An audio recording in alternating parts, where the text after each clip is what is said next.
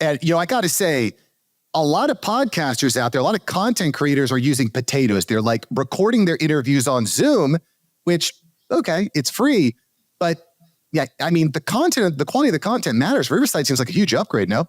Yeah, I mean, Zoom's not even, I mean, you get the 40 minutes for free. You can't even do a full hour if you wanted to do it, right? And so the quality is way better. I mean, you can get when you can chop things up for clips now, there's the AI piece of it. And then also, it's very easy to make short form videos from it directly too. And so also the AI transcription, we use the AI transcription and we've been using that to create the content that we have from marketing school, just throwing it up on our blog and our traffic's just going up and to the right.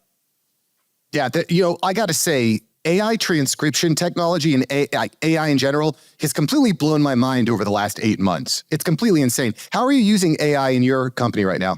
Yeah, so the example I just gave with Marketing School. So Marketing School is one of the podcasts that I do. It's a daily one, and we have like 2,500, maybe close to 3,000 episodes now. I forget, but it's only 5 to 10 minutes, right? So it's not that many episodes. But at the end of the day, we're just Neil, my podcast co-host, and I, we're recording and then we have to go back to our business, right?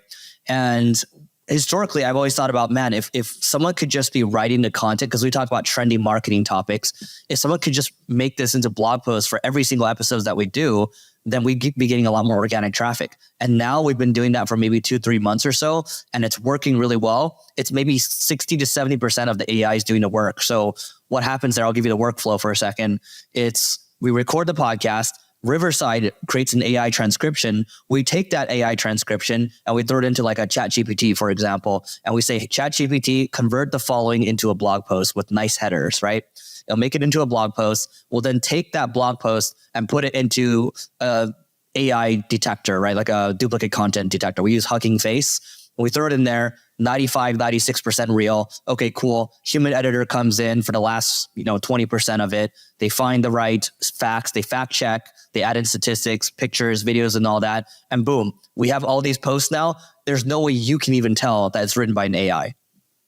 Yeah, it's similar experience over here. So I'm interested in this topic of using an AI duplicate detector like Hugging Face. Why is that such an important process when it comes to putting this content on your website or on your blog? Why is that such an important step? Yeah, so some people in SEO, they get scared that if your content is duplicate, you get penalized or whatever. That's not really the case. It's more so you're just not going to get credit for it. And so if we're going to spend the time doing it, editing it and all that, at least we want to have another checkpoint that says, okay, at least this looks legit. And the other thing I'll say too is a lot of these duplicate content checkers, they're not always accurate, but at least you have another checkpoint. So cool. So I wanted to double check on you with that, on that topic with you, because it's been my experience, it's been my understanding that it's not impacted by SEO yet, right? Your website SEO is not impacted by using the AI software yet, but things are changing all the time. As marketers, we understand that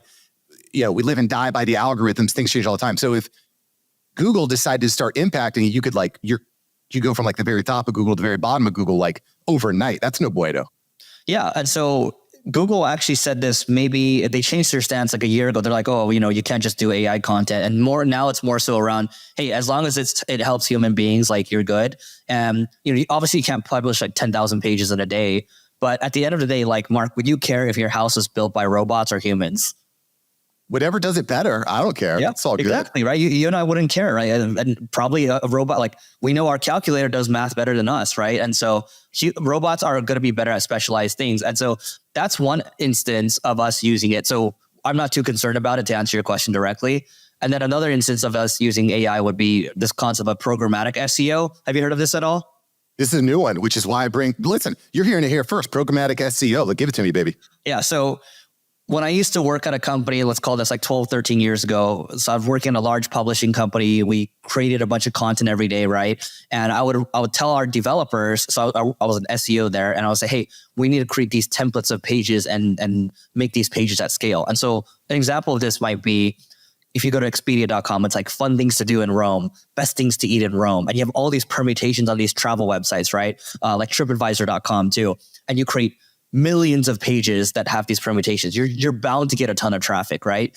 Now, that was very doable maybe 10, 15 years ago when you had a engineering team and a product team that was backing what you wanted to do as an SEO. But now, because of Google Bard or ChatGPT, you can now do this at scale. And so here's an example of how we're doing this at my ad agency, right?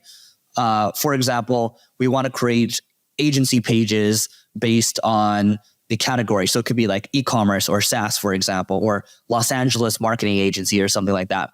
We can now create a lot of these permutations. We'll create a template of a page on what we think looks good.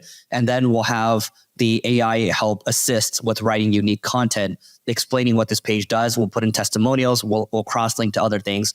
Now, without making this sound too complicated, basically, we're just able to create a lot more pages at scale now that are helpful to people that are searching for these things. And so I don't need to try to optimize for keywords that are getting thousands and thousands of visits, maybe even 20, 50 visits a month or so. That's totally cool because I'm now doing this at scale. Is there a particular app that you're using to create these templates for websites? No, we're just we're skinning it ourselves internally. And then, we have our developers that we work with. And then we're just leveraging the OpenAI API to do this. And it's costing us, I believe, so here's a cool thing. ChatGPT 3.5, the API calls, I believe it'll cost you like a fraction of a penny per call. And now with ChatGPT 4, it's costing us maybe like 30 cents to produce each page. So it's a lot more expensive, but it's still good. So it's still worth it because, I mean, when I was first got into podcast production, it was costing me like hundreds and hundreds of dollars to hire people to write these blog articles, and these AI programs can write the blogs not only super well, but it turns a very average or mediocre writer into like an all-star copywriter. Yeah. So are you automating this process using the OpenAI software, using like Zapier to integrate things, or how are you automating it? Yeah, so we have engineers internally, but it's not like a huge team that's doing it. So we are automating it, and there are some zaps that we make, but that's for like separate type of projects.